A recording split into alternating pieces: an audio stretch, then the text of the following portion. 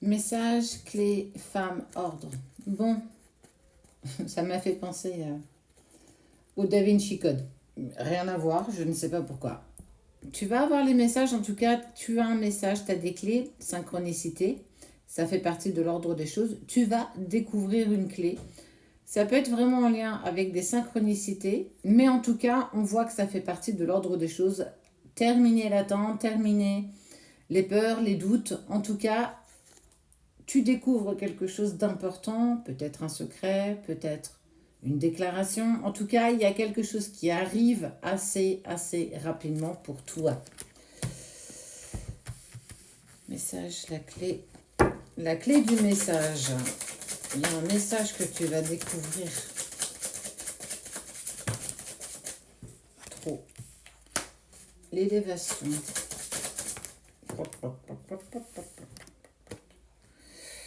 Ok. Bon, pas mal de choses compliquées quand même encore en ce moment. Toujours, hein. Beaucoup de choses en tête. T'essayes un petit peu d'être cartésienne. T'essayes non, d'être cartésienne. T'essayes de peser le pour et le contre. T'essayes pas. En fait, on sent que t'essayes d'être rationnel. Voilà, c'est le mot. T'essayes d'être rationnel face aux épreuves. Qu'est-ce que je peux changer?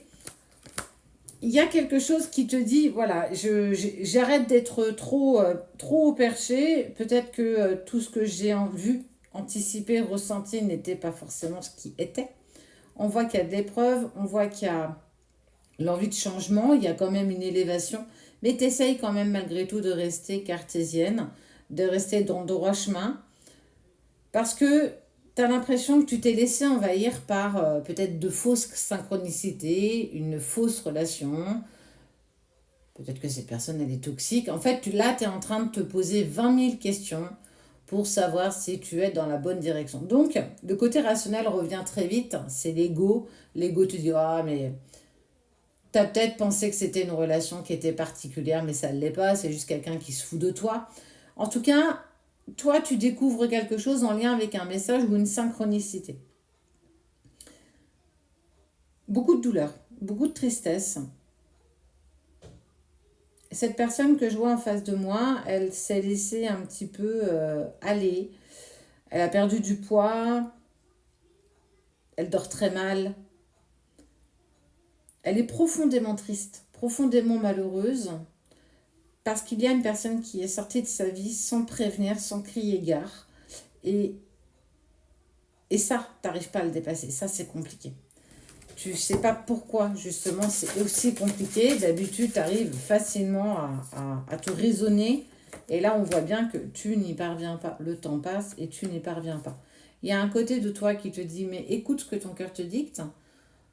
C'est pas terminé, c'est pas vraiment foutu de toi. En tout cas, c'est pas ce que les gens te disent que c'est vrai. Et il y a l'autre qui te dit, ça c'est l'ego qui te dit, non, laisse tomber, passe à autre chose, te prends plus la tête avec cette personne. Si elle te voulait vraiment, elle serait encore à tes côtés aujourd'hui.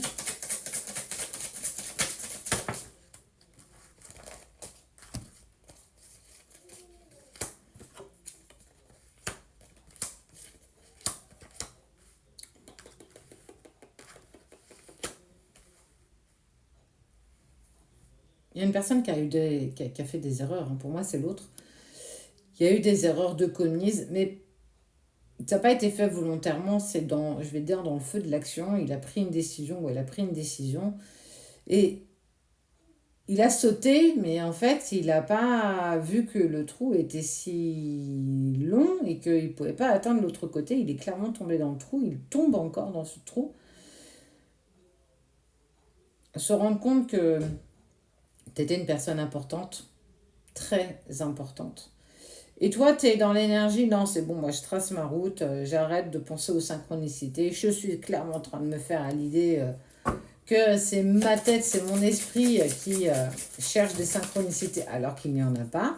Ça peut arriver. Malheureusement, ça peut arriver. C'est ce qu'on appelle parfois l'ego spirituel. On va chercher des synchronicités alors qu'il n'y en a pas. La réussite de la fin d'un cycle d'une personne qui pense. Les pensées sont partagées, les pensées sont en synchronicité. Je pense à toi, tu penses à moi. Pourquoi vous avez autant sacrifié votre relation? Je sens qu'il y a toi aussi, hein. Il n'y a pas que l'autre.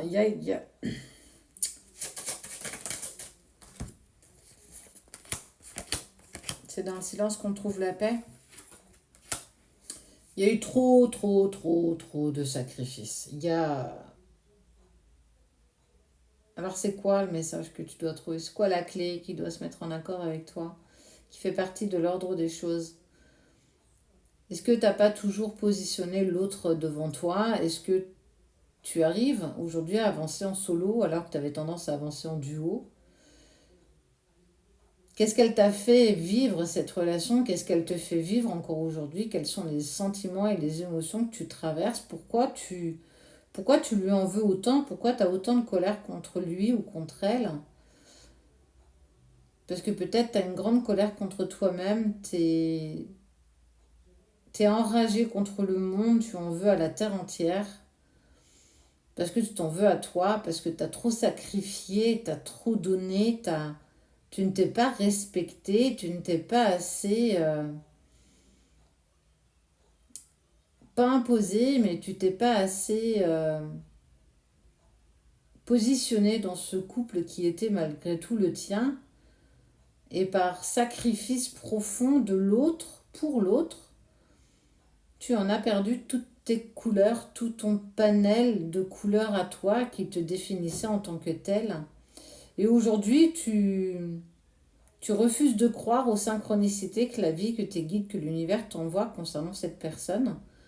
Tu refuses encore peut-être de travailler sur toi et d'aller voir ce qui ne fonctionne pas en toi. Pourquoi tu vibres autant négativement? Pourquoi tu as peur de te découvrir? Pourquoi tu as peur de t'aimer? Pourquoi tu as peur de te regarder? Il y a beaucoup de choses qui ont été des erreurs. Vous n'êtes pas une erreur. Ce couple n'est pas une erreur. La façon dont vous vous êtes aimé a peut-être été peut-être la première des erreurs que vous avez traversées. Il y a une envie de transformation, il y a une envie d'initiation, on te parle quand même d'initiation, il y a des pensées qui sont partagées, il y a quand même cette envie de réussite. Parce que tout au fond, mais vraiment tout au fond d'une partie de toi, quelque part dans ton cœur, il y a l'envie de te rebooster, de reprendre, de grogner encore et d'avancer, même si ça fait mal. Mais il va vraiment falloir que tu acceptes de t'aimer dans ta complétude. Il va falloir que tu sortes un petit peu de ces sentiments et de ces émotions négatives qui te poussent vers le bas, vraiment et intégralement vers le bas. T'en as pas assez de souffrir, t'en as pas assez d'être triste, t'as pas envie de reprendre ta vie en main. As-tu envie d'être acteur ou actrice de ta vie ou tu veux continuer à rester spectateur ou spectatrice? Est-ce que tu veux continuer à faire le Calimero ou est-ce que tu veux prendre une revanche sur ce qui s'est passé? Pour moi, ta clé, elle est là. Le message, il est là. Tu as le libre arbitre. Tu as le choix. Le choix de rester où tu es ou le choix de te remettre sur tes jambes et de reprendre ton chemin. Alors oui, je ne pourrais pas mettre tes chaussures et marcher dans ton chemin, tout comme tu n'as pas pu mettre mes chaussures et marcher sur le mien. Mais rien n'est accessible à partir du moment où tu le désires profondément. Tu veux être en accord avec cette personne, tu veux la retrouver, donne-toi la peine d'être une nouvelle version de toi-même, donne-toi la peine de te reconstruire. Mais avant ça, il faut te déconstruire. Déconstruire, ça fait mal. Reconstruire, c'est peut-être le plus facile. Mais déconstruire, c'est déconstruire ce que nous pensons être. Ce sont des zones de confort qui étaient incroyablement inconfortables. Et surtout, ne plus te mettre dans cette forme de sacrifice.